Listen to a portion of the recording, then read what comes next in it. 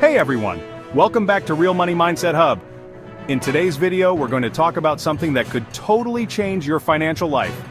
Building an emergency fund. I know that sounds like a boring topic, but trust me, it's way more important than you might think. If you've ever found yourself stressing over unexpected expenses, this video is for you. So, grab a notebook, take some notes, and let's jump right in. First things first, why do you even need an emergency fund? Simple. Life happens. You could get hit with an unexpected medical bill, your car could break down, or even worse, you could lose your job. And that's where an emergency fund comes in. Having an emergency fund means you won't have to panic and go into debt when something unexpected comes up. It's your financial safety net, giving you peace of mind knowing you've got money set aside for those uh-oh moments. Alright, step 1, set a goal. How much money do you need in your emergency fund? The general rule of thumb is to have 3 to 6 months worth of living expenses saved up. This includes rent, utilities, groceries, basically everything you need to survive for a few months without income. Let's say your monthly expenses total $2,000. If you're aiming for 3 months worth of expenses, your goal would be $6,000. If you want to be more conservative and have 6 months worth, that's $12,000. Now I know that might seem like a lot, but don't worry. We'll break it down into smaller, more manageable steps. For example, if you're a single person with monthly expenses of $1,500, your 3-month goal would be $4,500, and your 6-month goal would be $9,000.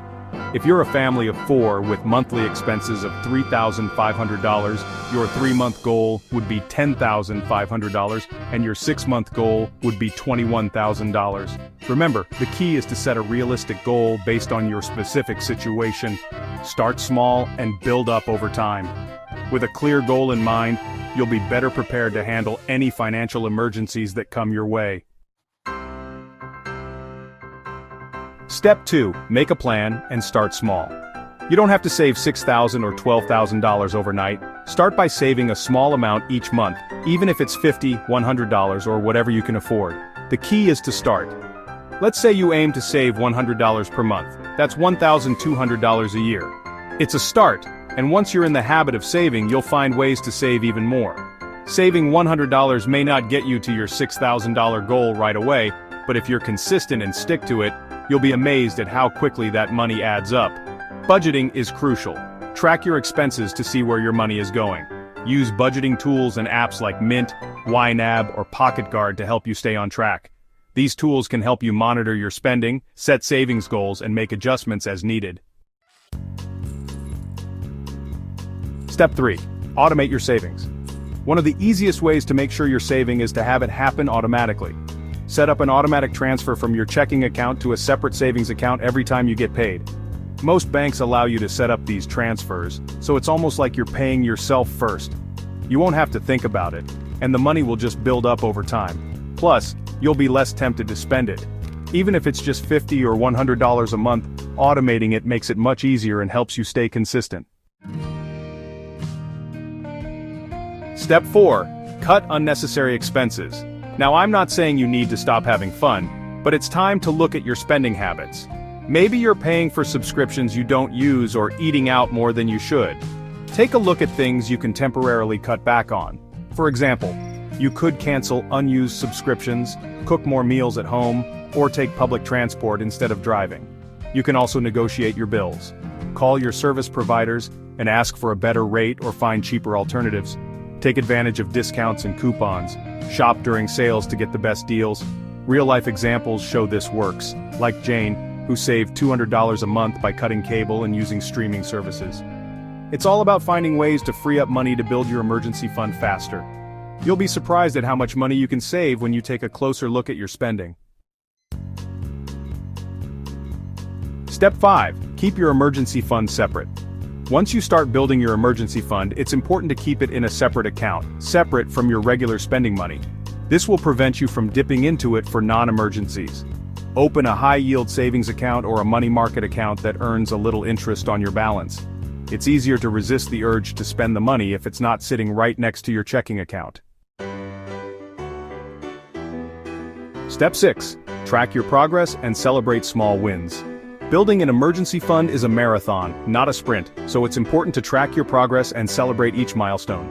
Maybe you hit your first $500, or you've saved $1,000 in 3 months. Whatever it is, give yourself a little pat on the back. Tracking your progress will keep you motivated and help you stay on course. Let's hear some success stories. Meet Sarah, who built her emergency fund over a year. When unexpected medical bills came up, she was prepared and stress-free. And then there's John, who lost his job but had 6 months of expenses saved. This cushion allowed him to find a new job without panic. The psychological benefits of having an emergency fund are immense. It reduces stress and improves overall well-being. Knowing you have a financial safety net can give you peace of mind and confidence to face life's challenges. Let's quickly recap the steps to building your emergency fund. Set a goal, make a plan and start small. Automate your savings, cut unnecessary expenses. Keep your emergency fund separate, track progress, and celebrate small wins. If you follow these steps, you'll be well on your way to building a solid financial safety net. Remember, it's all about consistency and being patient. In this chapter, we'll discuss how to prioritize your savings. It's important to balance saving for your emergency fund with other financial goals. Start by listing all your financial goals and prioritize them based on urgency and importance. Allocate a portion of your income to each goal, ensuring that your emergency fund gets a significant share. This way, you can work towards multiple goals simultaneously without neglecting your financial safety net. In this chapter, we'll cover common mistakes people make when building an emergency fund. One common mistake is not starting early enough. The sooner you start, the more time you have to build your fund. Another mistake is not keeping the fund separate from your regular savings. This can lead to spending the money on non-emergencies. Lastly, avoid setting unrealistic goals. Start small and gradually increase your savings target as you become more comfortable with saving. In this chapter, we'll discuss whether you should invest your emergency fund. While it's generally recommended to keep your emergency fund in a liquid and low-risk account, some people choose to invest a portion of it to potentially earn higher returns. Let's start with the pros. By investing your emergency fund, you have the opportunity to grow your money faster than it would in a traditional savings account. This can be particularly beneficial in times of low interest rates, where savings accounts offer minimal returns. Additionally, if you invest wisely, the returns can outpace inflation, preserving the purchasing power of your emergency fund. However, there are significant cons to consider. Investing inherently comes with risk. Market fluctuations can cause your investments to lose value, which is a critical concern when you need immediate access to your funds during an emergency. Liquidity is another issue. Some investments may not be easily or quickly converted to cash without incurring a loss. If you decide to invest a portion of your emergency fund, here are some guidelines to follow. 1. Only invest what you can afford to lose. Keep a substantial portion of your fund in a safe, liquid account. 1. Choose low-risk investment options, such as high-yield savings accounts, money market funds, or short-term bonds. 1. Regularly review and adjust your investment strategy to ensure it aligns with your financial goals and risk tolerance. Ultimately, the choice is yours. Carefully weigh the pros and cons and consider your personal financial situation before making a decision. In this chapter, we'll discuss the importance of regularly reviewing and adjusting your emergency fund. Life circumstances change, and so should your emergency fund. Review your fund at least once a year or after major life events like a job change, marriage, or the birth of a child. Adjust your savings target and contributions as needed to ensure your fund remains adequate for your needs. Keeping your emergency fund up to date ensures that you're always prepared for unexpected expenses, no matter how your life evolves.